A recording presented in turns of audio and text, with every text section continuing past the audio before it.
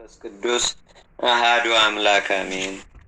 አንድ አምላክ በሚሆን በአብ በወልድ በመንፈስ ቅዱስ ስም ሚያዝያ 30 በዚህች ቀን ለእስክንድርያ ሊቃነ ጳጳሳት አለቃ የሆነ ወንጌልን የጻፈ ሐዋርያው ቅዱስ ማርቆስ በሰማዕትነት አረፈ። የዚህም ቅዱስ የአባቱ ስም አርስጦቦሎስ ነው። እርሱም ከአምስቱ አገሮች የሆነ የእናቱም ስም ማርያም ነው። እርሷም በሐዋርያት ሥራ መጽሐፍ ተጽፋለች። እርሱም አስቀድሞ ስሙ ዮሐንስ ነው። በግብረ ሐዋርያት ማርቆስ በተባለ በዮሐንስ እናት ቤት ሐዋርያት ይጸልዩ ነበር ተብሎ እንደተጻፈ። እርሷም ባለጸጋ ነበረችና የዮናናውያንን፣ የሮማይስጥን፣ የዕብራይስጥን ትምህርት ለልጇ ለማርቆስ አስተማረችው። ባደገም ጊዜ በርናባስ ወንጌልን ለመስበክ ከጳውሎስ ጋር ሲሄድ ይዞት ሄደ። በእነርሱም ላይ የሚደርስባቸውን መከራ አይቶ በጵንፍልያ ከተማ ሳሉ ትቷቸው ወደ ኢየሩሳሌም ተመለሰ።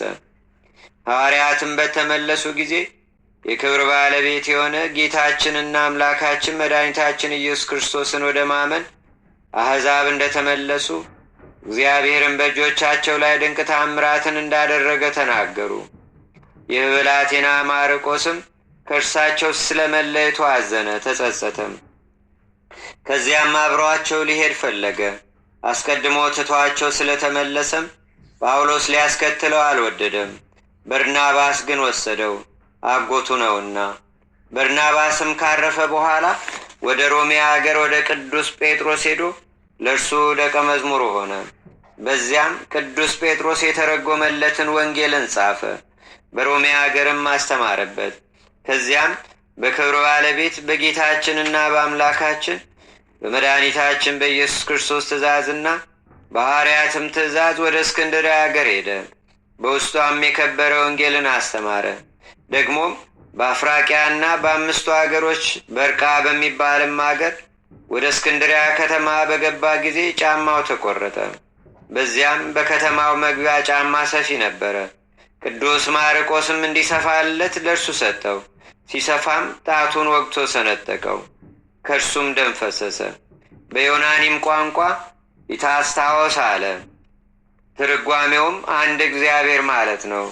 ቅዱስ ማርቆስም ስሙን የምትጠራው አውቀኸው ነውን? አለው። እንጠራዋለን እንጂ አናውቀውም አለ።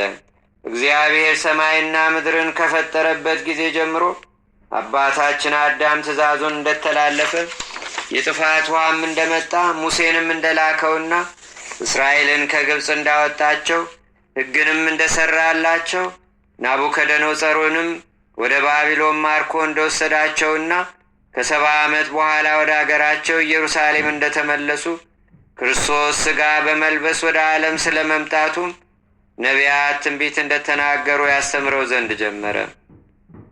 ከዚያም በኋላ ወደ ምድር ምራቁን ትፍ ብሎ ጭቃ አድርጎ ጣቱን ቀባው። ወዲያው ዳነ፣ በጌታችንም አመነ። ያም ሰፊ ስሙ አንያኖስ ነው። ቅዱስ ማርቆስንም ወደ ቤቱ ወስዶ ልጆቹን ዘመዶቹንም ወደ እርሱ አቀረበ። እርሱም አስተምሮ አንድ አምላክ በሆነ በአብ በወልድ በመንፈስ ቅዱስ ስም የክርስትና ጥምቀትን አጠመቃቸው። በክብር ባለቤት በጌታችን በኢየሱስ ክርስቶስ ያመኑ ሰዎች በብዙ ጊዜ ቅዱስ ማርቆስን ዜና ሰምተው የአገር ሰዎች ሊገድሉት ተሰበሰቡ። እርሱም አንያኖስን ኤጲስቆጶስ አድርጎ ሹሞ ልጆቹንም ቄሶችና ዲያቆኖች አድርጎ ከዚያም ወደ በርቃ ወደ 5ቱ አገሮችም ወጥቶ አስተማረ። በቀናች ሃይማኖትም አጸናቸው። በእርሳቸውም ዘንድ 2 ዓመት ኖረ። ኤጲስቆጶሳትን፣ ቀሳውስትን፣ ዲያቆናትንም ሾመላቸው። ከዚህም በኋላ ወደ እስክንድርያ ተመለሰ። ምዕመናንም ተጨምረው በስተው በታወቁ ቦታዎች ሁሉ በባህሩም ዳር በላሞች መካበቢያ በሚባለው አብያተ ክርስቲያናትን ሰርተው አገኛቸው። ከሃዲያንም የከበረ ሐዋርያን ይገድሉት ዘንድ በብዙ ድካምም ፈለጉት። እርሱም 5ቱን አገሮች ሲጎበኝ በስውር ወደ እስክንድርያ ከተማ ይገባ ይወጣም ነበረ።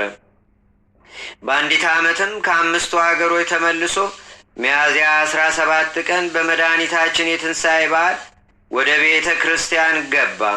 ሕዝቡም ሁሉ በዙሪያው አሉ። ከሃዲያንም ወደ ቤተ ክርስቲያን ገብተው በአንገቱ ውስጥ ገመዶችን አድርገው በከተማ ሁሉ ጎተቱት። እነርሱም ገና እንደ ፍየል ሙክት እንጎትተዋለን እያሉ ይጮኹ ነበር። በላሞች መካበቢያና በአገሪቱ አደባባይ በከተማውም ዙሪያ በየቀኑ ሲጎትቱት ኖሩ። ሌሊትም በሆነ ጊዜ የክብር ባለቤት ጌታችንና አምላካችን መድኃኒታችን ኢየሱስ ክርስቶስ ከሐዋርያት ጋር በነበረበት አርአያ ሆኖ ተገለጠለት። በሚሆን በአብ በወልድ በመንፈስ ቅዱስ ስም ግንቦት 1 የተባረከ የግንቦት ወር መዓልቱ 14 ሰዓት ነው። ከዚህም በኋላ ይጨምራል። በግንቦት 1 በዚህችም ቀን አምላክን የወለደች እመቤታችን ቅድስት ድንግል ማርያም ተወለደች። ለእግዚአብሔር ምስጋና ይሁን። የሥጋና የነፍስ መድኃኒት የሆነች እርሷን እናቱን ለሰጠን በረከቷም በአገራችን በኢትዮጵያ በደብራችን በደብረ ሰላም በሕዝበ ክርስቲያኑ ሁሉ ላይ ለዘላለሙ አድሮ ይኑር፣ አሜን።